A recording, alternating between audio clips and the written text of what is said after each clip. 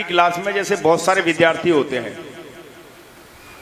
पढ़ने वाले बहुत सारे विद्यार्थी होते हैं, लेकिन उनमें किसी के 90% नंबर आते हैं, किसी के 80%, किसी के 70%, किसी के 50% नंबर, कोई फेल हो जाता है।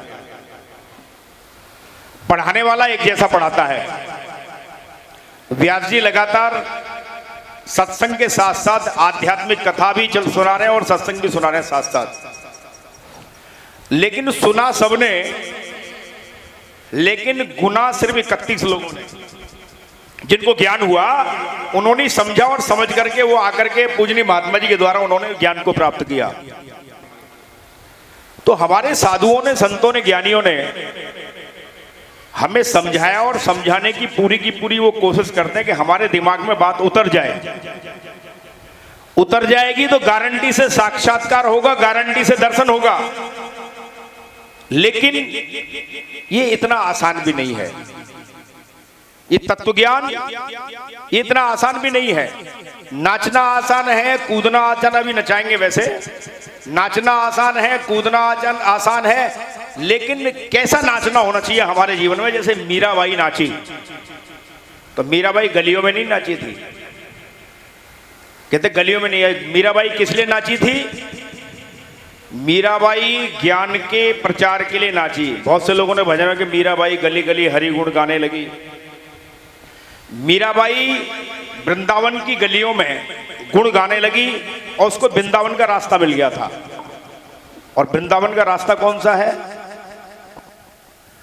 गीता में भगवान ने कहा कि भ्रू कुंज इति वृंदावन, दोनों भ्रकुटियों के मध्य में जो कुंज है वो वृंदावन है। वो हमारे अंदर ही है और हमारे अंदर ही वृंदावन का साक्षात्कार होगा, हमारे अंदर ही वृंदावन का दर्शन होगा। उसके लिए हमें किसी गुरु से, तत्वज्ञानी गुरु से उसके रास्ते को पूछना है और डिवाइन विजन को जानना है कि जिस डिवाइन विजन के द्वारा हमें हमारे अंदर डिवाइन लाइट का साक्षात्कार होने लगे, वो दिखने लगे। और जब दिखने लगेगा, जिसके विषय में भगवान ने स्वयं गीता में कहा है कि मेरा जो रूप है, स्वयं भगवान कह रहे इस बात को, तो मेरा रूप क्या है कि ज्योति सामपि तज्ज्योति, मेरा जो रूप है मैं ज्योतियों का भी ज्योति हूं। इसलिए भगवान कहते हैं कि मंत्र जाप मम दृढ़ विश्वासा और पंचम भजन सुवेद वेद प्रकाशा।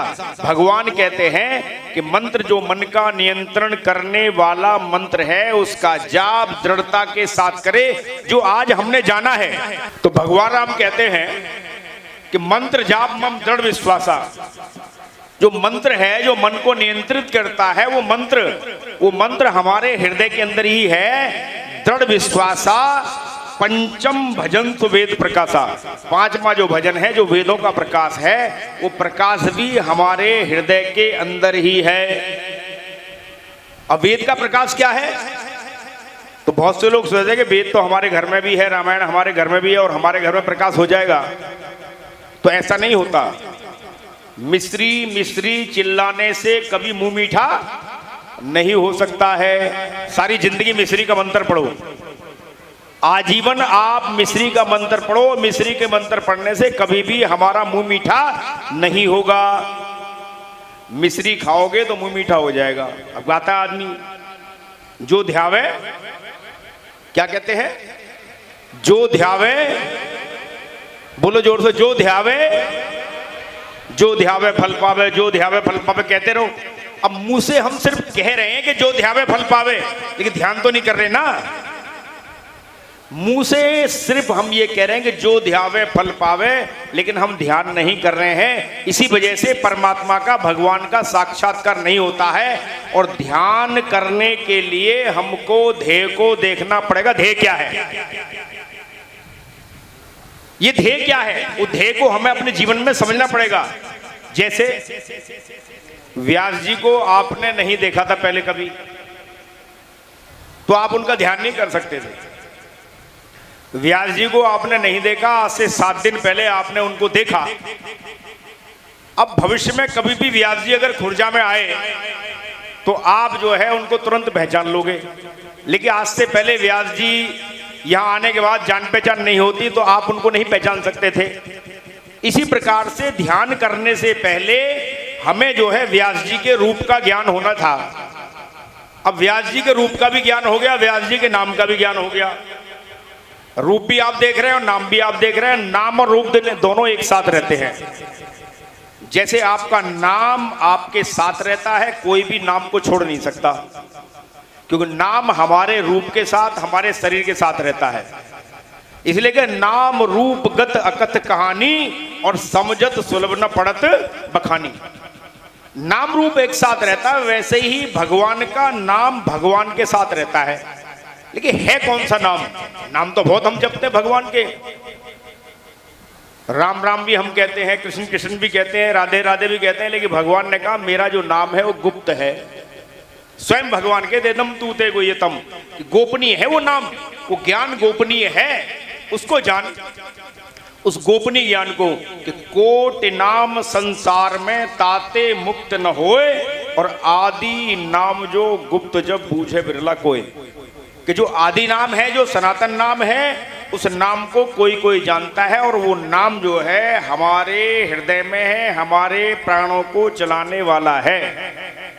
बाकी चिल्लाते रहो सारी जिंदगी, आजीवन करते रहो ये काम।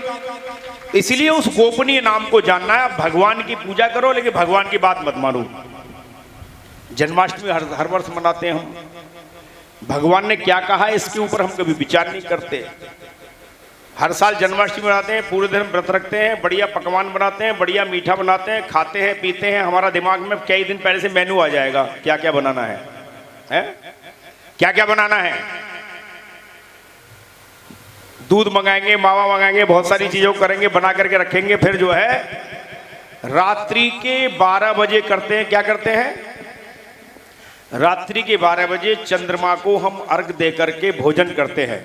रात के 12 बजे चंद्रमा जब दिखाई देता है तो हम जो है उसको जल चढ़ा करके, उसको जल चढ़ा के फिर जो भोजन करते हैं। अब मन में विचार करना, ये चंद्रमा को जल चढ़ाने का अर्थ क्या है? तो चंद्रमा कौन है? भगवान कृष्ण है चंद्रमा। कौन है चंद्रमा? चंद्रमा भगवान कृष्ण है क्या? बताओ, चंद्रमा क्या भगवान कृष्ण है? लेकिन चंद्रमा जो है प्रकाश का प्रतीक है, और ये हमको बताया जा रहा है कि ईश्वर प्रकाश स्वरूप है, भगवान प्रकाश स्वरूप है। उसको अपने हृदय में जानो, वो ज्ञान का चंद्रमा तुम्हारे हृदय के अंदर मौजूद है। उसको देख और तुझे गारंटी के साथ उसका साक्षात्कार होगा।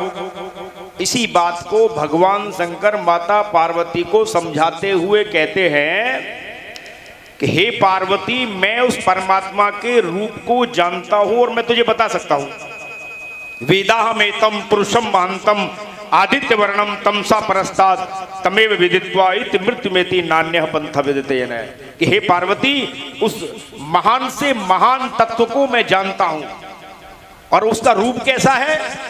स्वयं भगवान शंकर माता पार्वती को समझाते हुए कहते हैं कि वो आदित्य वर्ण है, प्रकाश स्वरूप है, ज्योति स्वरूप है, और तू अपने हृदय में उसको देख, अपने हृदय में उसको जान। ये भगवान समझा रहे हैं। अब भगवान शंकर की मंदिर में जाके पूजा करते रहे कि भगवान शंकर की बात नहीं मानते। वो कह रहे हैं कि ज्योति स्वरूप है, वो प्रकाश स्वरूप है, वो तेज स्वरूप है, और उस तेज स्वरूप को अपने अंदर जान। कहते हैं कि सनलाइट, मूनलाइट और फायरलाइट आदमी आंखों से देख सकता है, लेकिन चौथे प्रकार की जो लाइट है उसको डिवाइन लाइट कहते हैं। और डिवाइन लाइट को देखने के लिए डिवाइन विजन की आवश्यकता पड़ती है। बिना डिवाइन विजन के उसको हम देख नहीं सकते।